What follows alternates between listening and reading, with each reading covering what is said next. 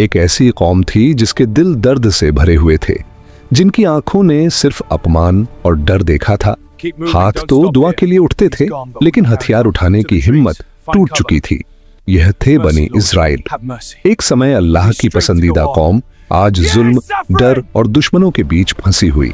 वे अल्लाह से रोते हुए कहते थे, ऐ अल्लाह, हम बहुत कमजोर हो चुके हैं, हम पर रहम फरमा। हमें कोई ऐसा रहनुमा दे जो हमें आजादी दिला सके। और फिर अल्लाह ने एक ऐसे नौजवान को चुना जिसके दिल में सिर्फ अल्लाह का डर था। उसके पास न कोई हथियार था, न कोई घमंड। उसकी ताकत सिर्फ उसका यकीन था। यहीं से वह इतिहास लिखा गया जहां ईमान जीता और जोर जबरदस्ती हार गई। संगीत, ये सिर्फ एक जंग की कहानी नहीं है, ये अल्लाह के फैसले का वाकया है। एक ऐसा लम्हा जहां एक छोटे से इंसान ने जंग का रुख बदल दिया। ये उस दौर की बात है जब बनी इज़राइल शाम और फिलिस्तीन के इलाकों में रहते थे। कभी यह जमीन नबियों के कदमों से पाक थी, लेकिन अब उसी जमीन पर जालिमों का राज था। जालिम लोग घमंड से कहते, तुम्हारे खुदा ने तुम्हें छोड़ा हुआ है, अब तुम हमारे गुलाम हो। दुश्मन कबीले उनके शहरों पर हमला करते, घर जला दिए जाते, बेटों को मार दिया जाता और औरतों को कैद कर लिया जाता। कुरान बताता है कि उन्हें उनके घरों से निकाला गया और उनके बच्चों को कत्ल किया गया। हर शहर अकेले लड़ रहा था और हर जंग हार में बदल जाती थी। बनी इज़राइल के बुजुर्गों ने माना, हमने अल्लाह की नाफरमानी की, आज हम अपनी ही जमीन पर बेबस हैं, दुश्मन हम पर हंस रहा है। तब वे अपने नबी हजरत समूएल अलैहिस्सलाम के पास पहुंचे और कहा, हमारे लिए एक बादशाह तय कर दीजिए ताकि हम अल्लाह के रास्ते में एकजुट होकर खड़े हो सके। ये बात कहना आसान था, लेकिन अल्लाह को उनके इरादों की जांच करनी थी। फिर अल्लाह का हुक्म आया, अल्लाह ने तुम पर तालूत को बादशाह बनाया है। तालूत न कोई अमीर शहजादा थे, न किसी बड़े खानदान से। तफसीर इब्ने कसीर के मुताबिक वे एक गरीब घर से थे, लेकिन अल्लाह ने उन्हें मजबूत शरीर और गहरी समझ अता की थी। कौम ने नाराज होकर कहा, तालूत बादशाह कैसे हो सकता है? उसके पास न दौलत है, न कोई शाही विरासत। तभी अल्लाह ने एक बड़ा उसूल साफ कर दिया, हुकूमत दौलत से नहीं, अल्लाह की मर्जी से मिलती है। अल्लाह का इल्म बहुत वसीअ है। तालूत को इसलिए चुना गया क्योंकि उनके दिल में जुल्म के सामने डटकर खड़े होने का हौसला था। उन्होंने एक शहर से दूसरे शहर तक सफर किया, बिखरी हुई कौम को फिर से जोड़ा और उन्हें याद दिलाया, इज्जत तलवार से नहीं, अल्लाह के हुक्म से मिलती है। हमारी असली ताकत हमारी एकता में है। लेकिन यह सिर्फ शुरुआत थी, अभी असली इम्तिहान बाकी था। कहीं दूर इसी धरती पर एक चरवाहा चुपचाप अल्लाह की तैयारी में लगा हुआ था। वह थे हजरत दाऊद अलैहिस्सलाम। तफसीर इब्ने कसीर में एक वाकया मिलता है। एक दिन जब सूरज ढल रहा था और जंगल पर सन्नाटा छा रहा था, तभी झाड़ियों में हलचल हुई।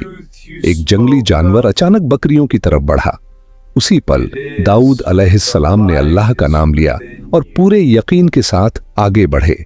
अल्लाह ने उनके हाथों में ऐसी ताकत रख दी कि हालात काबू में आ गए।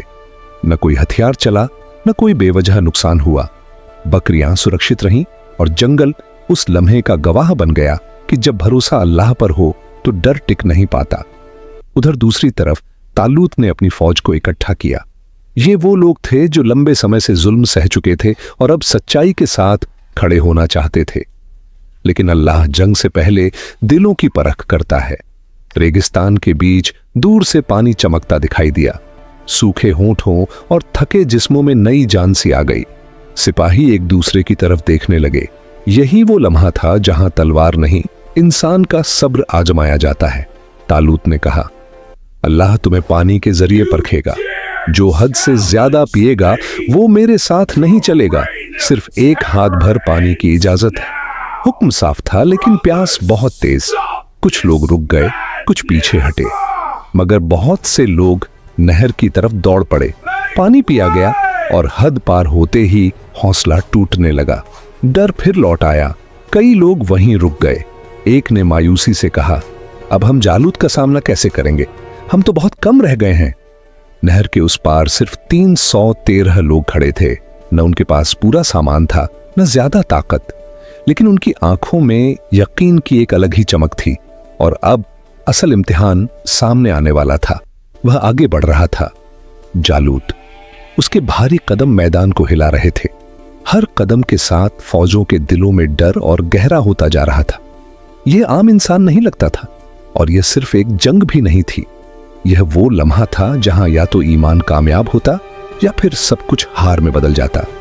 इसी भीड़ में, इसी फौज के पीछे एक शांत सा चेहरा था, एक चरवाहा, हजरत दाऊद अलैहिस्सलाम। अब तक वे खामोश थे, लेकिन अल्लाह के फैसले में उनका किरदार तय हो चुका था। तभी मैदान पर एक भारी साया फैलता दिखाई दिया। जालूत आगे बढ़ रहा था। उसकी चाल से जमीन तक कांप रही थी। उसने घमंड से आवाज दी, क्या तुम में कोई है जो मेरे सामने खड़ा हो सके? फौजों की सांसें थम गईं, दिल बैठने लगे। एक सिपाही घबराकर बोला, बादशाह, यह कोई मामूली इंसान नहीं है। तालूत ने फौज को संभालते हुए कहा, क्या तुम इसकी ताकत से डर गए हो, या तुम्हारा भरोसा अपने अल्लाह पर कमजोर पड़ गया है? उसी वक्त दूर से एक आवाज उठी। हजरत दाऊद अलैहिस्सलाम बोले, मैं लड़ूंगा, सिर्फ अल्लाह के लिए। सिपाहियों में फुसफुसाहट फैल गई। यह इतना छोटा है, जालूत का सामना कैसे करेगा?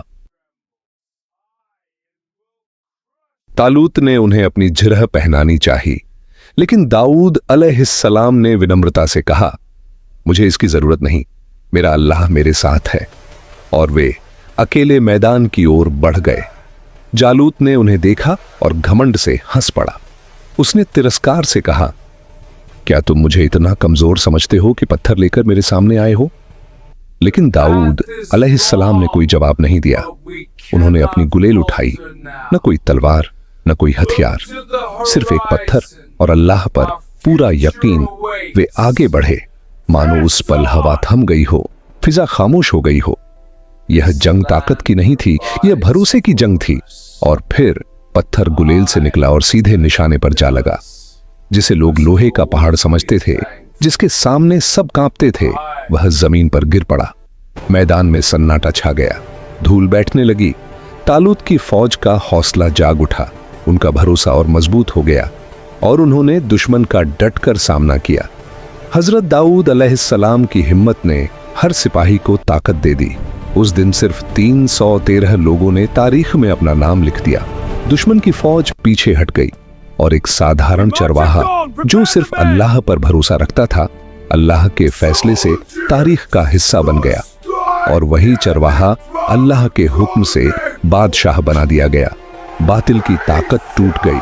हक ने यह साबित कर दिया कि इज्जत और जीत फौजों की गिनती से नहीं, अल्लाह की मदद से मिलती है।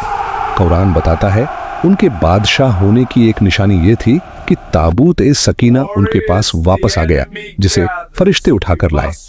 तफसीर इब्ने कसीर के मुताबिक उस ताबूत में हजरत मूसा अलैहिस्सलाम और हजरत हारून अलैहिस्सलाम की निशानियां थीं। उसमें अल्लाह की किताब भी मौजूद थी, जिसके शब्दों में डर भी था, रहमत भी, और अल्लाह की कगुरबत भी। अल्लाह ने साफ दिखा दिया, जब इंसान खुद को छोटा समझता है तो अल्लाह उसे ऊंचा कर देता है। एक चरवाहा, फिर नबी, फिर बादशाह, और फिर एक ऐसी मिसाल जो कयामत तक जिंदा रहेगी। यह पैगाम सिर्फ उस दौर के लिए नहीं था, यह आज के लिए भी है। जब हक अकेला खड़ा हो या दबा दिया जाए और बातिल पहाड़ बनकर सामने आ जाए, तो याद रखना, अल्लाह आज भी हक पर ईमान रखने वालों पर अपनी रहमत नाजिल करता है। और यह रहमत न कोई कुर्सी है, न कोई ओहदा, न कोई दौलत, बल्कि दिल का सुकून और अल्लाह की मदद है। अगर आप भी आज हक पर ईमान रखते हैं तो कमेंट में अल्हम्दुलिल्लाह लिखिए और अल्लाह का शुक्र अदा कीजिए। वीडियो पसंद आए तो लाइक करें और चैनल को सब्सक्राइब करना न भूलें।